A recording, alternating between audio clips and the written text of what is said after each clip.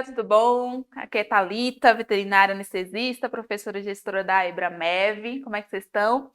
Estamos começando mais um episódio do nosso podcast, o Ebramev Talks, e hoje a gente tem um professor bem especial, um professor que foi aluno nosso, né? Está se despedindo aí da função de aluno e está começando aí, entrando na função de docente da gente junto com a Ebramev. Nosso professor Daniel Sack, ele é professor da UBM lá no Rio de Janeiro e ele vai estar trazendo um pouquinho aqui com a gente um tema bem legal, bem interessante para a gente discutir. Tudo bom, Tudo professor? jóia e você? Tudo tranquilo também. Um pouquinho nervosa, né? Primeiro Faz podcast e parte. a gente fica assim. Também tô um pouquinho, mas é isso aí. Vamos conversar um pouquinho. Vamos lá. O assunto de hoje, né, a gente escolheu, né, aproveitando o gancho da aula da pós-graduação que a gente teve esse fim de semana, que a gente Sim, falou de atendimento no paciente cardiopata, no paciente crítico e no paciente politraumatizado. certo. Então, eu acho que seria legal a gente falar um pouquinho de um assunto que vem sendo, né, recorrente na medicina veterinária, que é Uhum, dor. sim. Né, dor que hoje virou o quinto sinal vital, né, da avaliação do nosso paciente. A gente está Uhum, tendo uma capacitação profissional muito maior, né, os profissionais veterinários eles estão dando um pouquinho mais de atenção, a gente está falando um pouquinho mais de dor. Eu queria que você me contasse um pouquinho primeiro como é que foi a sua experiência com essa área, que eu sei que você gosta muito, né, dessa aham, área, como é que tem sido, o que foi que te fez se apaixonar por essa área da dor, né, que é uma área aham. bem legal. Então, joga aí um pouquinho pra gente como é que você conheceu e se envolveu com isso. Cara, então, a área de dor me atraiu até antes da anestesia, né? Antes da anestesia eu já gostava bastante de dor, né? Como referência master, assim, eu tive o professor Rodrigo Mencalha, que foi meu professor da graduação, né? E ele, durante a minha graduação, ele entrou, né, na pós de dor do Albert Einstein. Então, eu assistia ele, né, indo para aula e voltando, contando um monte de novidade que ele via na área humana, né? Então, isso me encantou bastante, junto com as aulas de fisiologia que ele dava também a parte de dor. Então, a partir disso, a gente fundou a liga também de dor lá na faculdade, né, a Lador, e foi muito especial porque a gente conseguiu fazer atendimento ambulatorial de dor, a gente recebia bastante caminhamento, principalmente dor crônica, né? Então, isso aí me encantou bastante. E logo que eu formei, já entrei na pós de dor também do Einstein, né? Então, eu tive uma formação ali tanto academicamente falando, muito bom, mas pessoal também foi fantástico, né? Porque, por exemplo, eu fiz meu estágio no setor de oncologia, né? Dor oncológica, né? No hospital. Então, assim, era cada coisa que a gente via absurda, né? Então, eu comecei a valorizar muito essa questão, principalmente da dor oncológica, dor do paciente politraumatizado, a dor crônica, enfim. É algo que hoje eu consigo aplicar um pouco na minha rotina. Óbvio, a maior parte da minha rotina hoje é de anestesia, mas hora ou outra a gente faz um atendimento de dor também. E assim, você dá esperança pro tutor, né? Poder falar assim, olha, seu animal pode melhorar a qualidade de vida. É fantástico, né? Não tem troco para isso. E hoje a gente vê que a dor ela está presente em 90% dos nossos atendimentos, né? É, Seja atendimento clínico, atendimento emergencial com e os certeza. atendimentos principalmente oncológicos, né? Que cursa com bastante dor. E o paciente, a gente poder fornecer isso para o nosso paciente é É bom incrível, né? demais, né?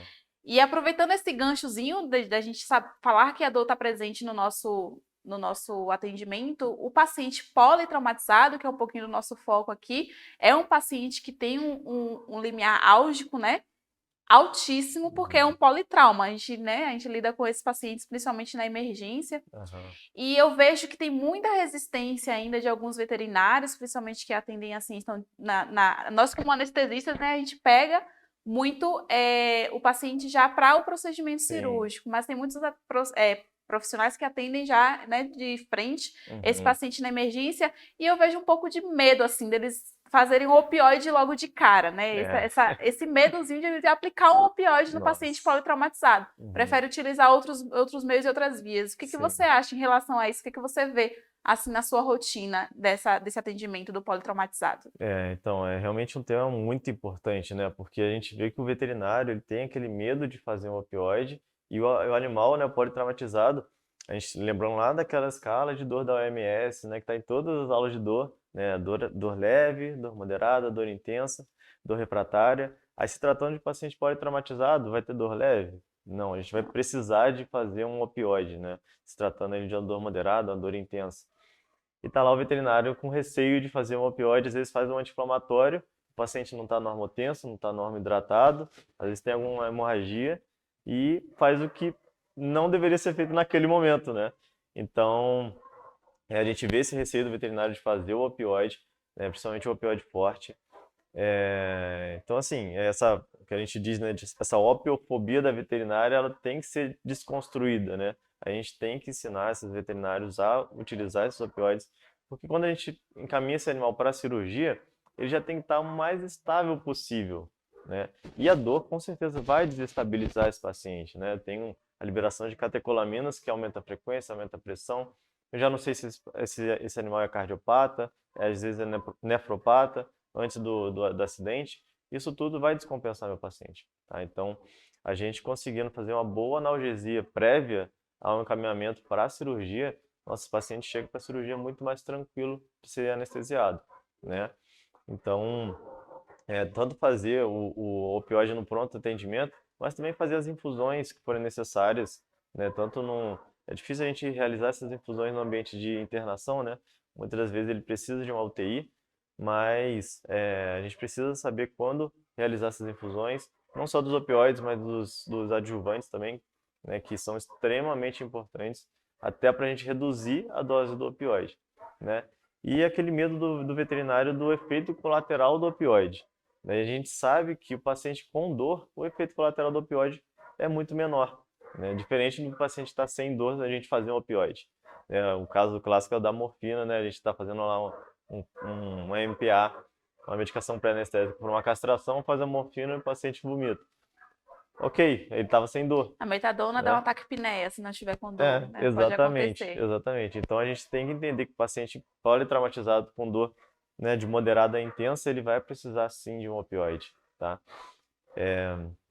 Então a gente precisa implementar isso na rotina e entender qual opioide utilizar também. Isso, a gente compreender um pouquinho mais sobre a farmacologia, né? Que muitas vezes É, é deixada de lado por alguns veterinários, por alguns colegas nossos, justamente por esse medo afasta o conhecimento, né? Então, a gente exatamente. entender a farmacologia daquele fármaco, né? A gente entender a farmacocinética, a farmacodinâmica, a gente vai saber aplicar, né? Fazer uma Certo. aplicabilidade melhor ainda nesse paciente politraumatizado. Sim, não, é o que eu sempre falo, né? Às vezes o medo é porque falta conhecer. Depois que conhece, começa a colocar na rotina, ganha prática, ganha mão naquele fármaco e já sabe o momento exato, a dose exata, a via exata para estar fazendo naquela situação. E existem aqueles opioides, a opiofobia, né? E existe também aquele profissional que é muito pró-opioide free. Né? Então a gente tem É, os dois lados assim que um pouco há falhas, né, nos dois lados, sim, a gente não conhecer e aí não querer aplicar e a gente também conhecer, mas não querer aplicar por ter uma filosofia um pouco diferente para diminuir aí esse consumo de opioide nos atendimentos. O que é que é. você acha em relação a isso assim, a esse opioide free? O que é que você Hum, pensa sobre isso, principalmente levando em consideração que o nosso paciente é politraumatizado? Exatamente, perfeito, né? Colocando o paciente como politraumatizado, a gente pensar cogitar o opioid free, bem difícil, né? Acho que, não vou falar impossível, mas é bem difícil a gente cogitar isso, né? Porque, primeiro, né, muitas das vezes a gente precisa fazer uma sedação desse animal, né? E um paciente que já está, às vezes, hemodinamicamente instável. Então, a sedação, né, abusando do efeito sedativo de um opioide, a gente consegue fazer uma boa sedação desse animal sem deprimir tanto ele, né? Então, é tudo o que ele quer é uma analgesia. Depois que você faz a analgesia, ele relaxa. Então, ajuda muito no atendimento desse animal, tá? Óbvio, podemos fazer bloqueios, devemos fazer bloqueios. Porém, a gente olha no livro lá um bloqueio, parece ser simples de ser feito, né? Você chega lá, vou fazer a minha epidural aqui porque o paciente tem uma fratura. Mas só que você chega lá, aquele quadril daquele animal politraumatizado não existe mais, né? Ele está todo Todas as triturado. referências que a gente teria. Perdemos todas as referências anatômicas. Então, na maioria das vezes, né, dependendo da gravidade do trauma, né, a gente perde a referência anatômica para ser feito um bloqueio efetivo. Então, assim, devemos fazer bloqueio? Sim, mas eu acho que o opioide ele cabe muito bem, né, nesses casos, principalmente no primeiro atendimento, né, onde o plantonista, o clínico geral, consegue, às vezes não tem a mão do bloqueio, então o opioide deve ser sim aplicado nesses casos, com certeza. E a gente também levar em consideração a escala de dor, né, do nosso paciente politraumatizado, porque existem pacientes que estão politraumatizados, mas que, principalmente felinos, né, estão plenos ali, não parecem, mas É. tem alguns outros também que na escala de dor, principalmente a Grimace, que a gente usa hoje como referência de felinos, né, Uhum. já estão necessitando claramente de um resgate analgésico com o opioide, né? Então a Com gente tem que certeza. balancear isso, fazer a avaliação de dor desse nosso paciente, por mais que seja um politrauma, não é só rotina de internação, Uhum. né? É um politrauma. E a gente vê qual vai ser a dose que a gente vai utilizar para esse É. resgate, né? A gente avaliar tanto o opioide como o uso de adjuvantes, como é que você se sente em relação a adjuvantes analgésicos, né?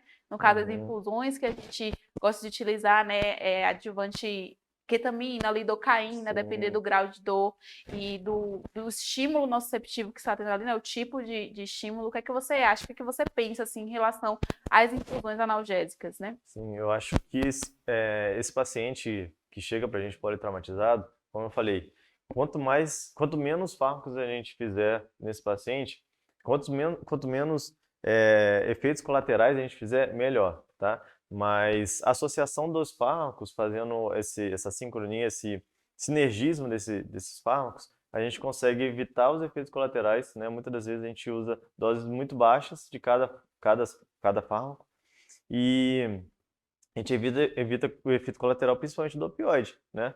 Então, vamos supor, um fentanil, né, que a gente tem, às vezes, na maioria das clínicas, né? Então, a gente quer usar só o fentanil para causar analgesia. A gente vai ter que jogar a dose dele lá em cima.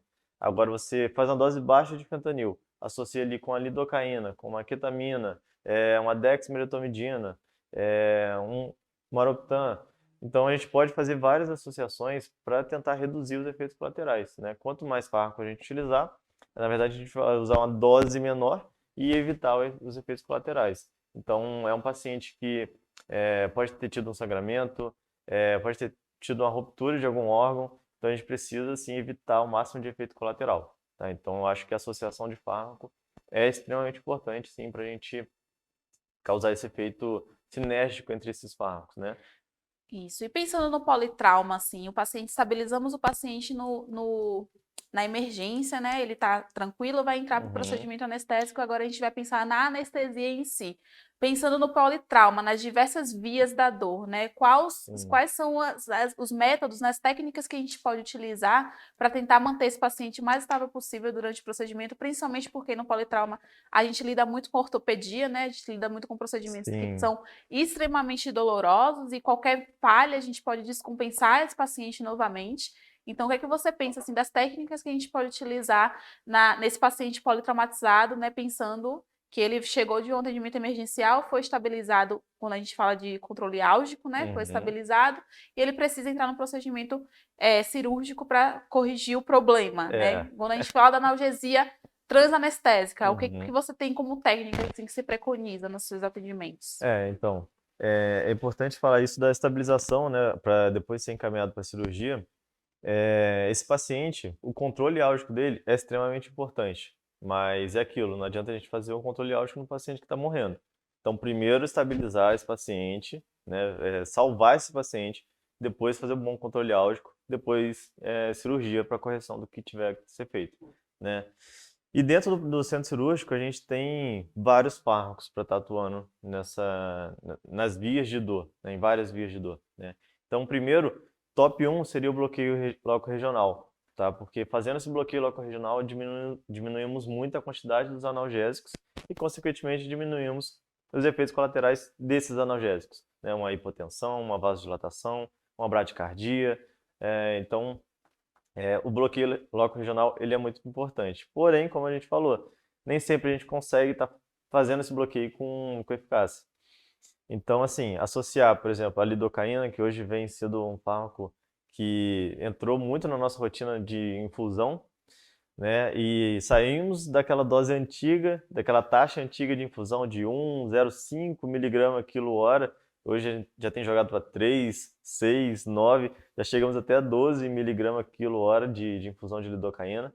Óbvio, né? A gente tem que entender qual o paciente que está apto a receber isso e por quanto tempo ele vai receber essa taxa alta de infusão, né? Isso se tratando do cão, né? A gente não chega nessa taxa no gato também, Sim. né? A gente reduz bastante a taxa no gato, mas também pode ser empregado na rotina de felinos também, tá? Então, ketamina também é um fármaco maravilhoso que também hoje entra na 99% das minhas anestesias, acaba entrando uma ketamina em algum lugar, seja na MPA, seja na indução, seja na manutenção, ou até mesmo no pós-operatório. A gente mantém esse animal na infusão. E também estamos saindo daquela taxa de 0,6 miligrama quilo. Nesse paciente politraumatizado, principalmente naquele que não tem o bloqueio loco-regional, a gente chega a 1,8 miligrama quilo hora de ketamina. É óbvio, também mantendo até certo ponto da cirurgia, depois a gente começa a descer essa ketamina para esse animal não ter o efeito colateral no pós-operatório, não excitar no pós-operatório, né? Então, os opioides também, hoje a gente também tem a disponibilidade do sulfentanil, que é um opioide extremamente potente, né? Que tem um efeito analgésico muito bom, né? Ah, mas não temos sulfentanil, tem remifentanil, que também é muito bom. Ah, não tem o remi, tem o fentanil. Então, assim, tem muitos fármacos que podemos utilizar, né? A gente falou do Maroptan também, sulfato de magnésio que está aí para a gente utilizar. Então, assim, é uma gama muito grande de fármacos, né? E aquilo, né? A gente falando de transoperatório, depende muito da realidade de cada região, né? Então, por exemplo, eu anestesio na região sul-fluminense. Às vezes eu quero que o meu paciente vá para o pós-operatório com a infusão. Alguns lugares eu consigo manter uma infusão de lidocaína e ketamina no pós-operatório. Em outras clínicas, às vezes eu não consigo, mas aí eu já tenho que trabalhar com doses com uma frequência maior do opioide no pós-operatório. Então temos que adaptar a nossa rotina, tá? Mas temos muitas opções boas e baratas para estar fazendo no nosso paciente, tá? Não precisa ter uma estrutura tão grande para causar uma boa analgesia. Tá? Óbvio, a estrutura, o maquinário ajuda muito, muito, muito, muito mesmo, tá? Mas conseguimos com fármacos baratos fazer uma boa analgesia no nosso paciente. Aquela analgesia multimodal, né? A gente entra com opioides agonistas, a gente pode entrar com bloqueadores de NMDA, a gente entra E, com diversas vias justamente para a gente fazer o próprio bloqueio, né? Que a gente é, age ali justamente no início do processo, então a exatamente. gente almeja isso na anestesia, né? A gente que gosta dessa área que a Uhum. gente trabalha, né, para tentar fornecer o melhor do conforto para o nosso paciente. Sim, A analgesia multimodal, ela tá aí para ficar, né? Ela é sim. a técnica contemporânea que a gente utiliza aí na nossa rotina. Não, com certeza. E outra, a gente tem que ter na nossa cabeça, foi o que você falou, as vias da dor, né? Início lá da transdução, depois da transmissão, ali na região medular, a modulação e por último a percepção, né? A gente tenta atuar com fármacos que agem um em cada via, ou até fármacos que agem em multivias, né? Por exemplo, a própria dipirona, né, que a gente ainda não sabe exatamente como ela faz esse efeito analgésico, mas ela age em Ela, todos os receptores. sim, Em qualquer exatamente. receptor a gente vai ver o trabalho tem lá a ação da dipirona. Então, assim, devemos sim abusar dessas etapas da dor para estar fazendo essa analgesia, né? E muitas das vezes a gente precisa dar uma leve sedada, diminuir a percepção da dor também, associada com a analgesia multimodal do nosso paciente. E hoje a gente utiliza também, né, no pós-operatório, a gente vê muitos colegas cirurgiões que gostam de utilizar a gabapentina ou a pregabalina no pós-operatório. Eu não tenho tanta experiência para dor aguda, assim, eu gosto muito de utilizar para dor crônica esses gabapentinoides, mas eu já trabalhei agora com colegas, principalmente agora aqui em Campinas, que já passam mesmo que não tenha dor crônica, porque o pós-operatório fica muito mais tranquilo para esses pacientes politraumatizados, né? Uhum, Pacientes que a gente tem aí uma possibilidade de ter uma dor plástica mais para frente, uma dor, né, uhum, refratária. Então, o que você acha da sua experiência em relação a isso, assim, aos gabapentinoides, a outros fármacos que a gente, né, foge da uhum. nossa gama tradicional Tradicional. de fármacos? E qual é a sua experiência em relação a isso, para esses pacientes? Então, Thalita, assim, se a gente for parar para pensar na literatura sobre gabapentinoide, na veterinária ela é bem fraca, muito fraca, né? O que a gente sabe deles? Dor neuropática, show de bola. Agora, dor aguda, a gente ainda está andando, pesquisando para ver se realmente funciona muito bem nessa dor aguda. A gente ainda não entende esse mecanismo na dor aguda, tá?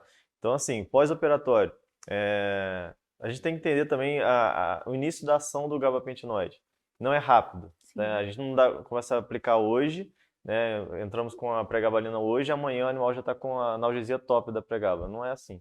A gente sabe que às vezes demora dias, semanas para começar a fazer um bom efeito, né? Então, não adianta a gente passar de pós-operatório, pregaba e show de bola, vai bem para casa. Não é assim. Então a sim, gente precisa manter o opioide no pós-operatório. Podemos associar os gabapentinoides? Podemos, principalmente quando a gente tem lesões nervosas, por exemplo, né? Um indício ali de uma dor neuropática que pode estar rolando nesse pós-operatório, os gabapentinoides podem sim fazer efeito. É o que eu tenho na minha de experiência, tá? Mas não temos a literatura para dar um aporte assim para gente, para falar assim, ó, devemos usar sim no politraumatizado. Não tem como falar isso, tá?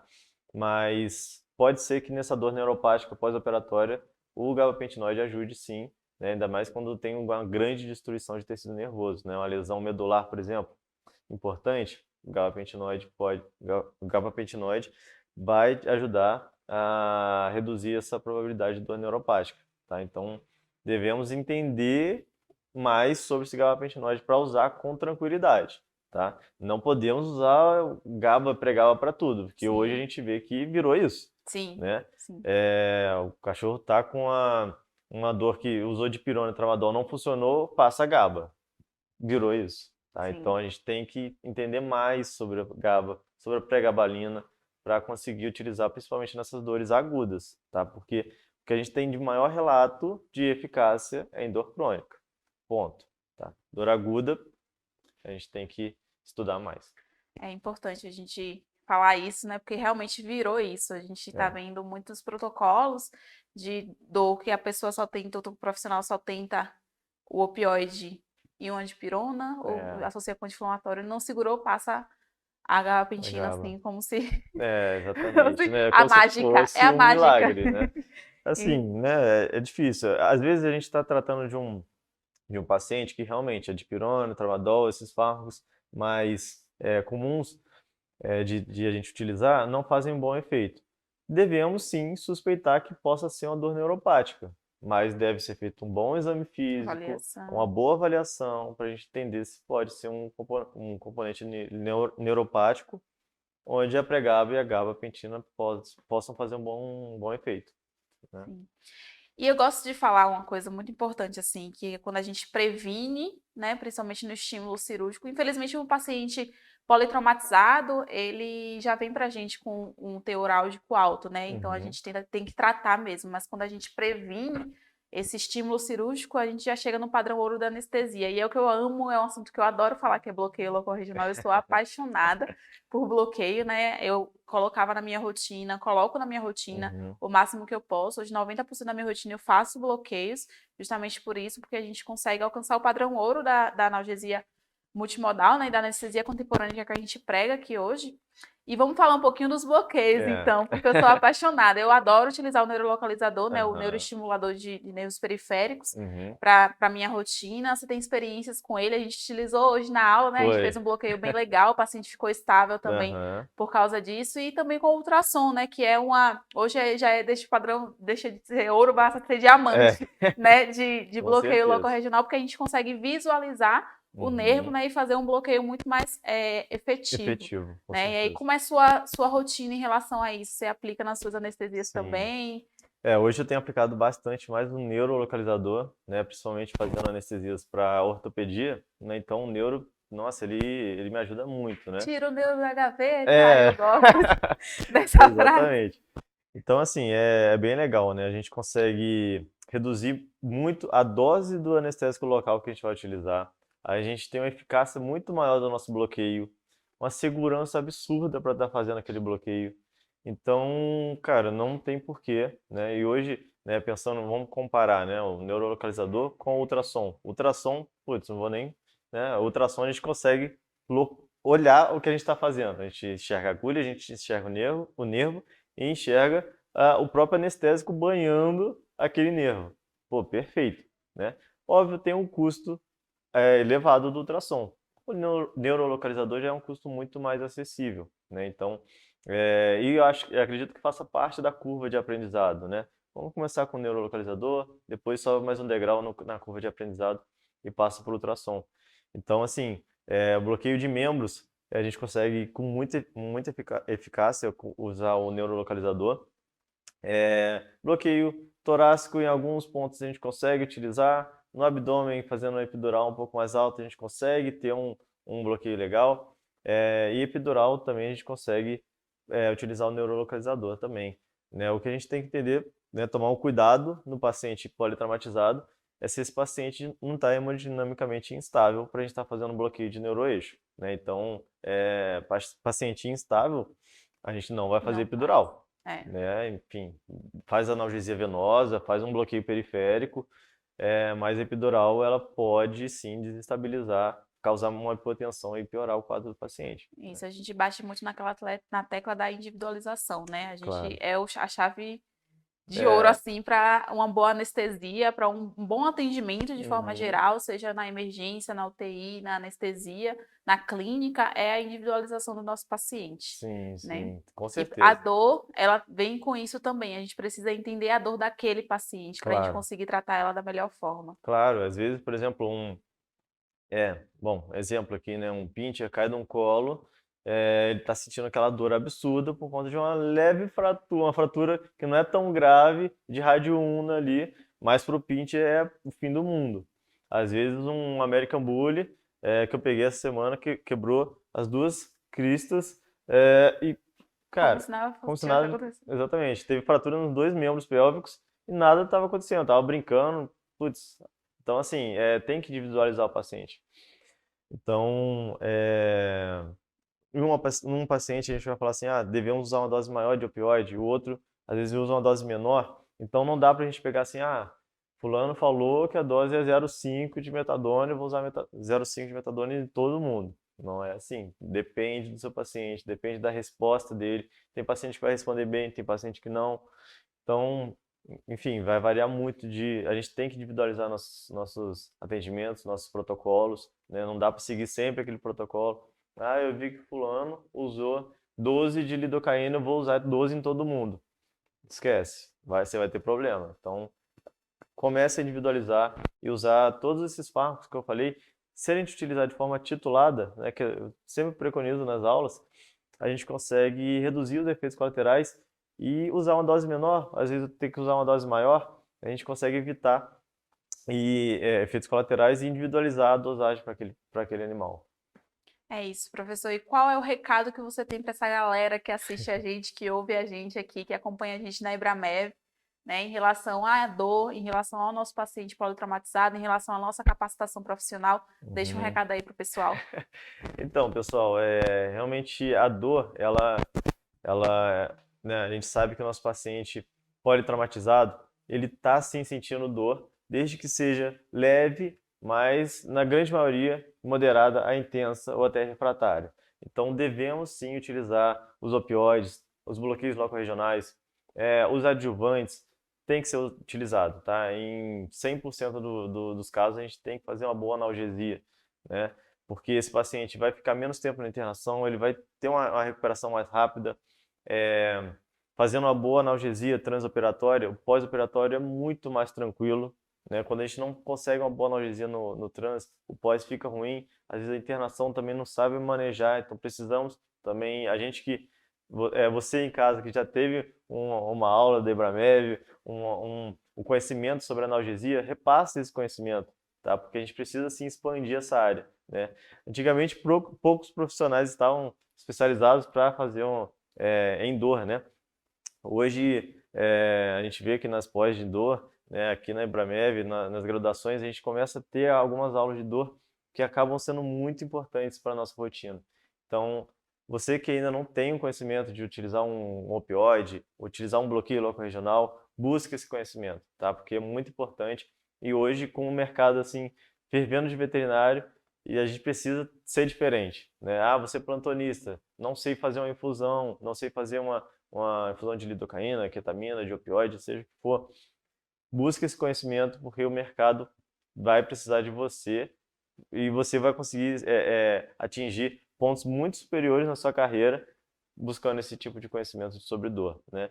E óbvio, né, a qualidade de vida do nosso paciente, né? Por que que a gente está fazendo veterinário? Né? Pelos pacientes, né? Pelos Exatamente. animais. Então, vamos sim melhorar a qualidade de vida desses animais. Esse animal politraumatizado, ele pode ter uma dor crônica por conta do seu erro de montar um bom protocolo, montar uma boa analgesia para aquele animal. Então, busque o melhor, busque se aprimorar para realizar uma boa prática da analgesia, tanto clínica quanto anestésica do seu paciente. É isso, galera. Chegamos ao fim de mais um podcast, né? O nosso Ibramev Talks. Espero que vocês tenham gostado desse assunto. É um assunto muito, muito, muito interessante. É um assunto que eu também gosto muito, professor, de Uhum. conversar.